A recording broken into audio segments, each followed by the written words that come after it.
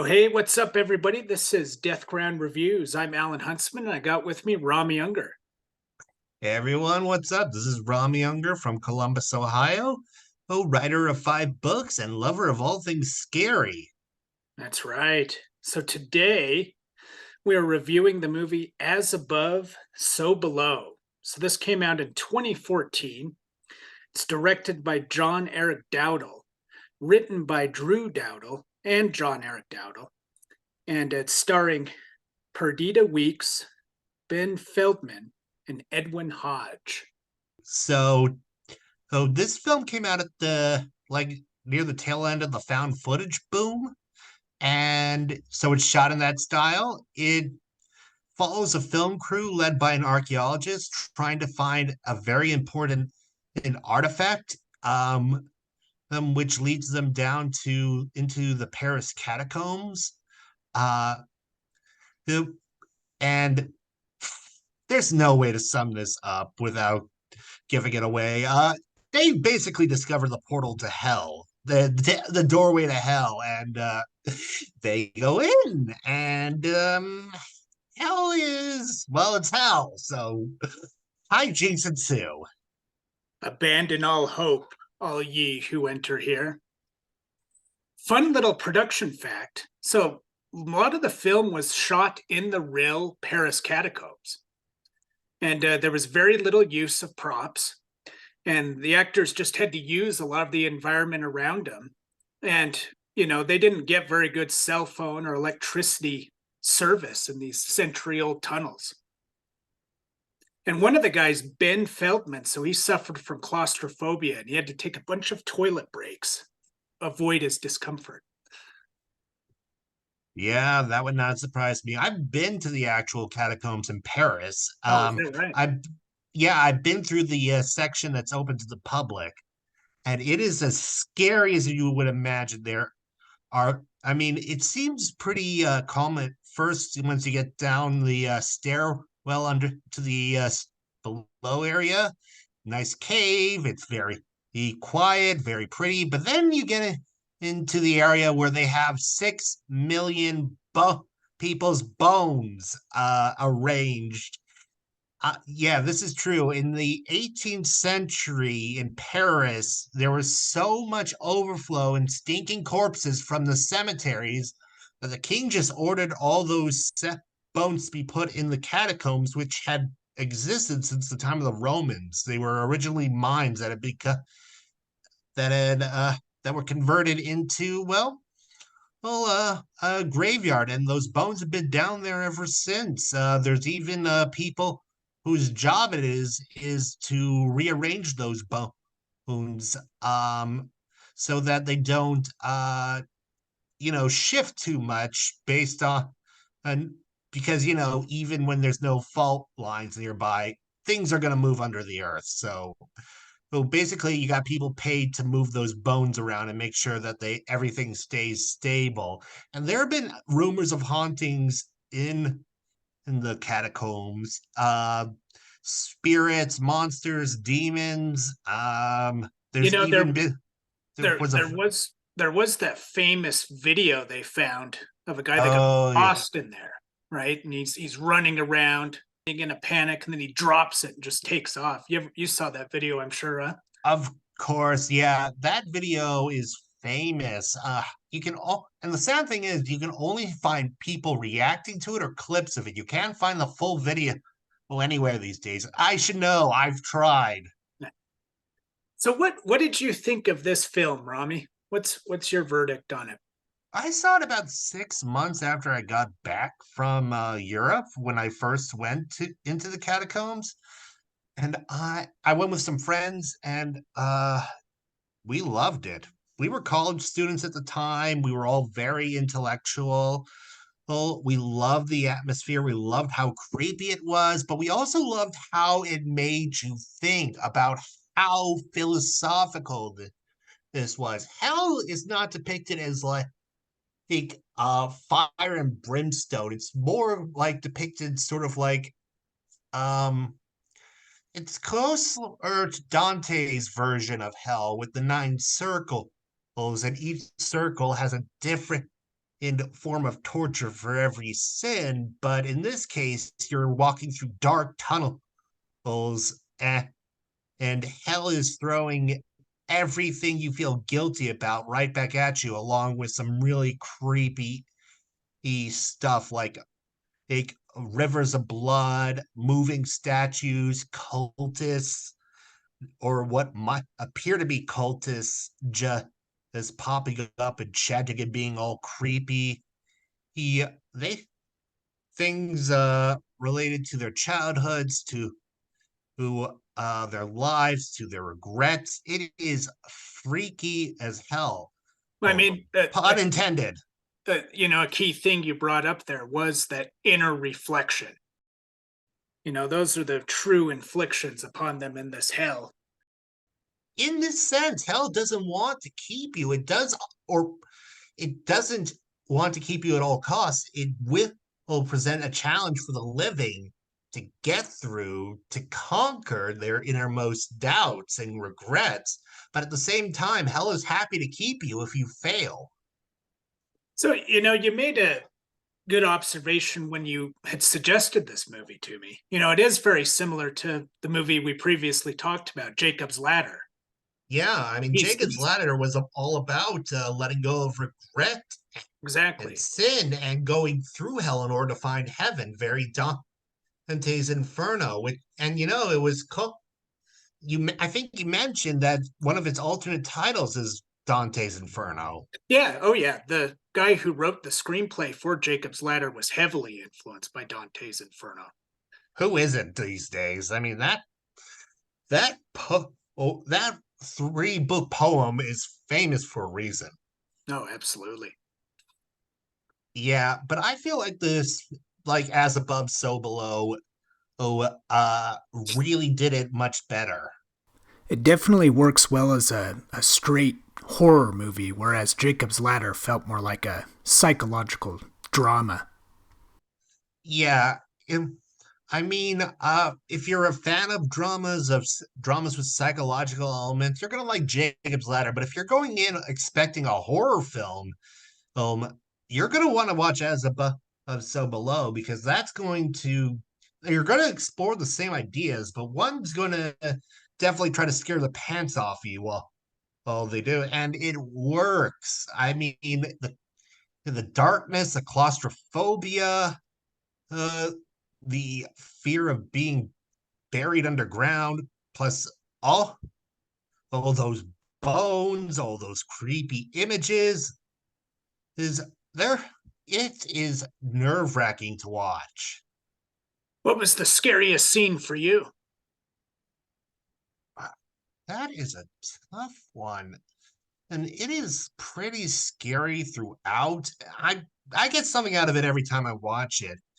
And I can't really think of a particular scene, though I gotta admit, when they're walking past those the stone what looks like stone outlines of humans in the walls, and one of them just pops out and goes, "Boo!" That I like. That I you like jumped that part. out of your skin, eh? For me, it was the overwhelming task of Scarlet, excuse me, having to return all the way back to get the proper stone. And then she realizes when she looks in the mirror, she realizes that the power's within her to Mhm. heal her friend.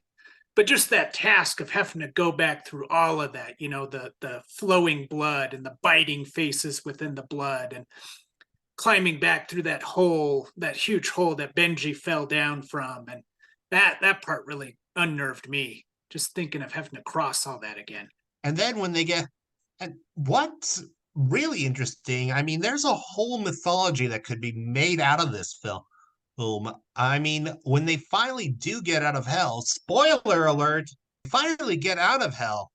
Oh, they end up right on the side of the Seine, the river, the Seine River, and I'm assuming hell, the entrance to hell that connects to the Seine River disappears. I think the entrance they enter in, I think that's stationary because it's well known among the Parisian cataphiles.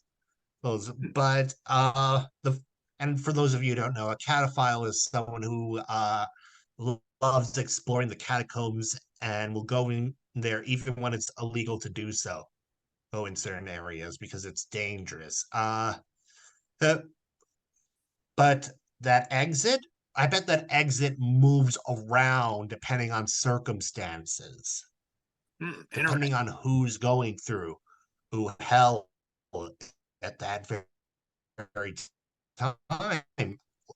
Hell, it's but this living place, this place with sentience, and that it is like I said, it offers you a challenge if you're alive to get out, but it's at the same time totally content to keep you if it can. One more your soul to torture. So I guess you could say it's the characters that add that sentience to the hell, and then this hellish entity mirrors their experiences. Well, that does not surprise me. I mean, a lot of depictions of hell, especially these days, take your worst experiences or reflect your horrors back at you. In the TV show Lucifer, or was hell was basically this huge kingdom where everyone down there had a room, and each room played back their worst nightmare. If 2 years of your life were horrible, and they ended with you dying after devolving into paranoia, that's what you get. So I guess repetition plus your worst regrets and nightmares over and over again. Some That's of the critics, when they talked about this film, they were saying, it was a great setup, great concept for a found footage horror film, but they felt like the concept wasn't fleshed out enough, that there should have been more produced out of the plot and the concept. I disagree. I mean, I I thought it was a good runtime, an hour and a half, good pacing. I feel like it would have been exhausted and tired if they tried to flesh that out more. I thought it worked fine. I did too. And if you ask horror fans today, they loved it. They love it. They think it's a great horror film, one of the best underrated gems of the found footage genre. But this was coming at the end of the found footage boom. There had been like 6 paranormal activities by then and whatnot. People were tired of found footage. They were looking for something new. And I guess that kind of worked against the film. I don't think the marketing did much to help because it just looked like another horror film. Nah, that's a good point. Marketing's so important, isn't it? Yeah, I went into the Paris catacombs and I was intrigued by the Paris catacombs as a setting for this movie. That's why I went. That's why I dragged my friends with me.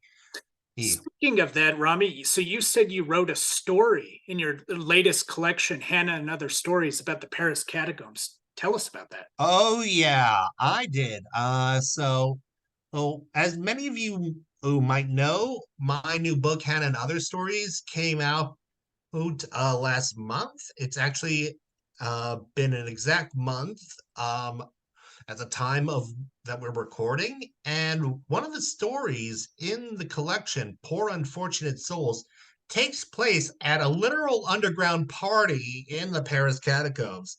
I won't say what much more about what happens. Well, I will say this movie plus my actual trip to the Paris catacombs did influence the story to a great degree. Fascinating. Look forward to that, guys. Check out his book. Yeah, definitely. If you enjoy As Above, So Below, and a lot of horror fans do, then you'll probably enjoy the Hannah and That Last Story. So our final verdict, guys, on As Above, So Below. Rami and I, we give this probably a good 5 out of 5, don't we? This was pretty darn good. Yeah, this is definitely a film that modern horror fans should watch. In fact, I'm actually kind of sad that it was so underrated and it didn't perform as well. Well, that it didn't, because while I know that found footage sequels are kind of overplayed, I would have liked some sequels to this film. not necessarily found footage films, and of course they had to keep the nature of hell mysterious because that's part of where the horror comes from. But I could see this scenario of people going down into the catacombs and discovering the entrance to hell and being forced to journey through it to get out. That could be a really good horror franchise, better than the Friday the 13th or the Nightmare films, just because it could constantly reinvent itself. Like you could have in World War II Jews fleeing Nazi ruled Paris, being pursued by Nazis, finding the entrance to hell, and everyone getting some sort of everyone going in and getting some sort of trip through hell, and it would probably be horrible for the Nazis, but also for the Jews. And or you could have people in the in maybe during, I don't know, a tumultuous time in modern Paris, modern France, going through the catacombs and being confronted with uh with their own sins. I mean, it applies just as well as could you even go back to the origins of the catacombs and the building of that? Oh, And yeah, then it could the go story back. of finding that hell or creating that hell. Yeah, it could go back to the Roman era, or it could go back to maybe Revolution France or 16th century France, the height of the Yeah. French Empire. There are. It's like how the last Predator movie set itself in the past and was great, and there are a lot of scenarios to work with there. I mean, you could do so many scenarios and do so many good films based off of just that idea, but it's a shame that movie studios haven't done it. At this point, I don't think Universal is going to come up with a sequel unless Probably not. the movie it's the same sort of reputation that Candyman did, and then it might. But Yeah. Well, let us know, guys, your thoughts about this film. Let us know any different directions you think that it could be taken. We'd love to hear about that. yes, we would. And be sure to check out Hannah and other stories available from most major retailers. And this is Deathground Reviews. I'm Alan and Rami Ungar. You have a good night and pleasant nightmares.